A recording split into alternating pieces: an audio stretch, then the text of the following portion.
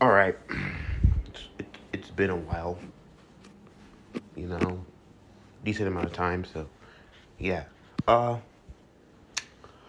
for this FNAF story, the Springlock one, I had to rewrite it a bit and rework the whole story because of Didophobia and the Tales of Pizza Plex Book 8 Didophobia because of what they did for Possession and FNAF 4 and a lot of things about FNAF. Every time I feel like we're taking a step further in understanding the story of FNAF, Scott likes to give us one hard crotch kick to the balls. And that's what it felt like. I had to rewrite the whole story. And that was not fun. So, my apologies. I had to rewrite the story because this is didophobia. So, Possession is now, quote unquote, uh, different than we all originally thought. So, it's going to be different from part one. Vastly different. So, let's get started. Opening my eyes, I would find myself in a place. Where am I? What is this? Getting up slowly, I would look at, well, myself. I would check my surroundings. Everything around me just felt weird. I would get up, but I'll be clumsy. See, and am I floating?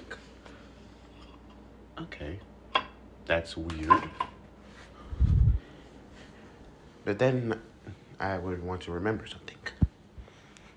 Who am I? I tried to remember that, and yet I can't remember anything. Why can't I remember anything? Who am I? What am I? Well, I'm a human. There's no doubt there. What happened to me? And what is this place? I proceed to levitate or float around, popping out and walking out of, I guess, some sort of small place, containment place. Everything was so dark.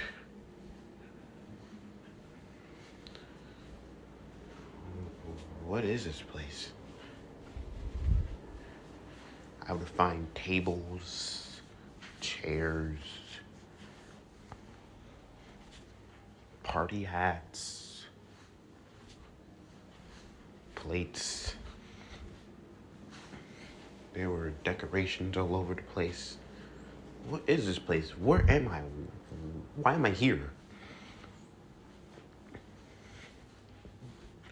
I would see some sort of in the front of this place. It seemed like a high level of ground. I proceeded to float towards it. As I would look, there was some sort of like curtains covering whatever was it. I peeled to pull them back as I would look to see very large animals. A bear, a bunny, a chicken. A bear and a bunny. That's weird. I proceeded to float towards the bear. The brown bear looked very soft. I proceeded to touch it gently. It was soft and warm, but at the same time cold.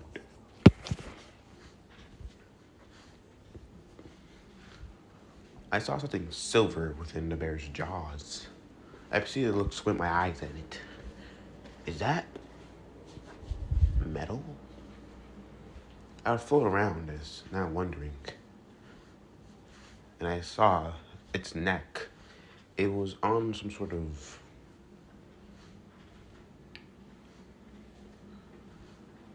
connected, like, joint.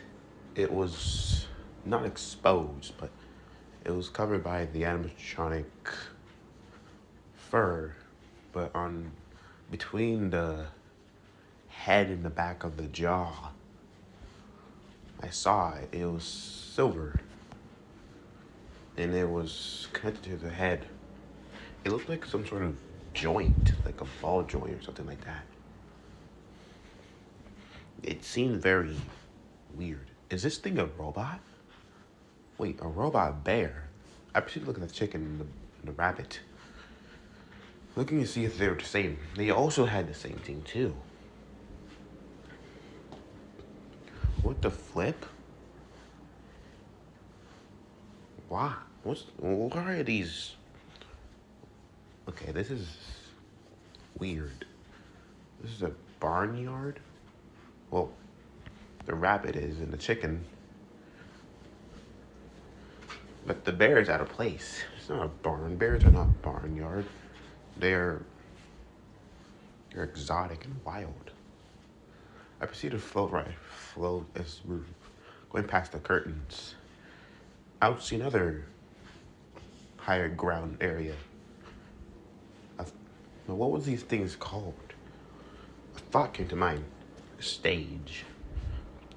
Making my way towards it as I would proceed to go peel the curtains back as seeing a red fox.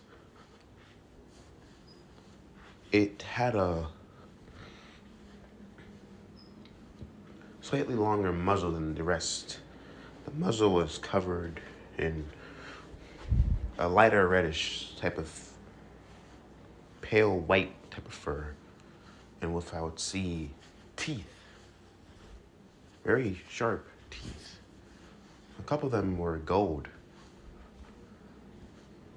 The fox had cheek fur that was very sharp and narrow.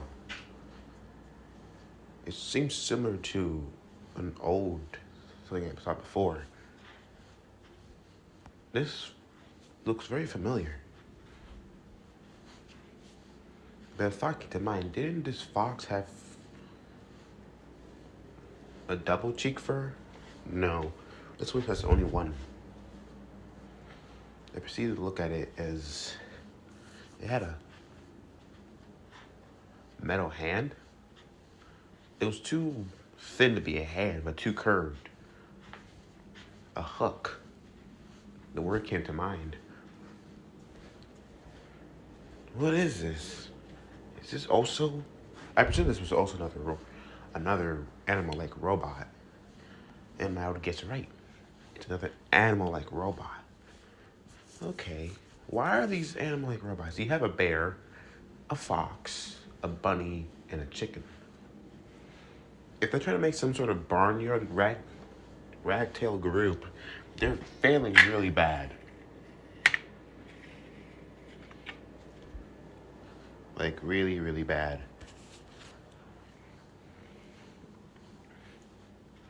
I proceeded to look around a bit more and, well, I saw another smaller. I saw a stage. It's a smaller one than the fox's. I would look at it and I would see a golden bear that looked clean in a golden rabbit. There's something about the golden rabbit was, I don't know how to describe it. It was very familiar. So familiar, I felt at home. I'd wonder, okay, where the hell am I? As a thought came to mind. What I'm at.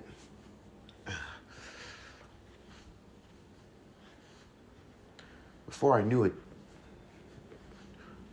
a light, bright lights would appear, and I would look around. Izuku would wonder why the lights are turned on.